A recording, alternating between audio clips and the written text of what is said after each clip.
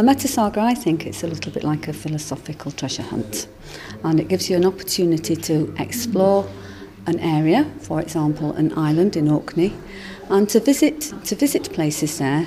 But when you get there, not only are you looking at the place, but you're being asked to consider some fairly deep, personal, philosophical questions, and to reflect a little bit more whilst you're visiting that site. It strikes me as fairly deep stuff. I mean, these are only fairly young kids. You hear about kind of 20-somethings going off around the world to find themselves, but this is kind of getting them started fairly early, isn't it? Absolutely, and we were really impressed with the type of questions and the sort of level of depth of questions that the children came up with. And in different places and the different sites that we found in Sandy, the questions that they came up with were stunning. Just really very powerful when you take children or adults out and actually sit really quietly and give them the chance to think along those type of questions. Well, I've moved out of the town hall and down to the Grotehuis in Tankeness House Gardens, and here is one of the students who's been taking part in this metasaga, Ricky Deldy. Ricky, what do you feel like you've got out of this project? Well, I've learned quite a lot about the Orkney heritage, because I've never used to be very interested in history when I was younger, but after I joined Metasaga, I've learned over probably 8 stops that I've never seen before, and I never even knew that there was somebody as famous as John Ray and John Gow.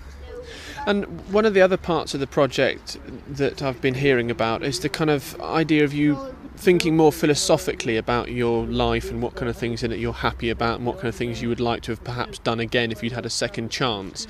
Yeah. What kind of things have come to mind from that for you?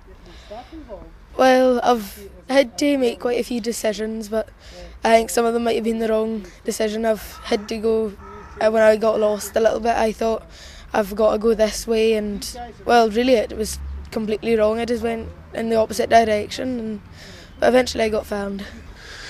Well, Hazel Grant's here as well. Now, Hazel, for you, this project must have been kind of different from what you've normally been doing at school. Tell me about it. Well, yeah, it's very different because it's not set and we can just sit around the table and chat about it and see what we want to do with it. It's quite fun. And now that you've done this, do you feel better prepared to show adults and other people around the stops that you've learnt about? Yeah, I think so. It's much easier. It was hard at first, but now we know how to do and we can do it easily. My name's Brian Dyke. I'm the Orkney Schools of Ambition Coordinator. My role is to actually work between the 6 schools who are involved in this really ambitious programme to fulfil the goals and ambitions that we have set out. One of the main areas of schools' ambition is enhancing skills, and the main driver in that, of course, was about enhancing leadership at all levels.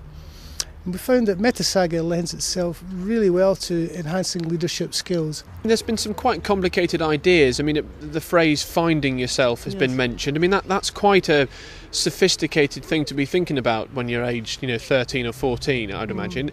But the pupils seem really quite fired up about it all.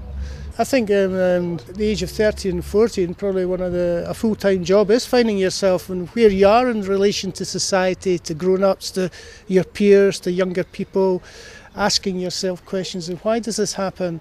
And young people can be quite vehement about questioning why adults and governments do things, and I think that's what helps the process to be reflective, to be analytical, and have a more balanced and view and opinion on things.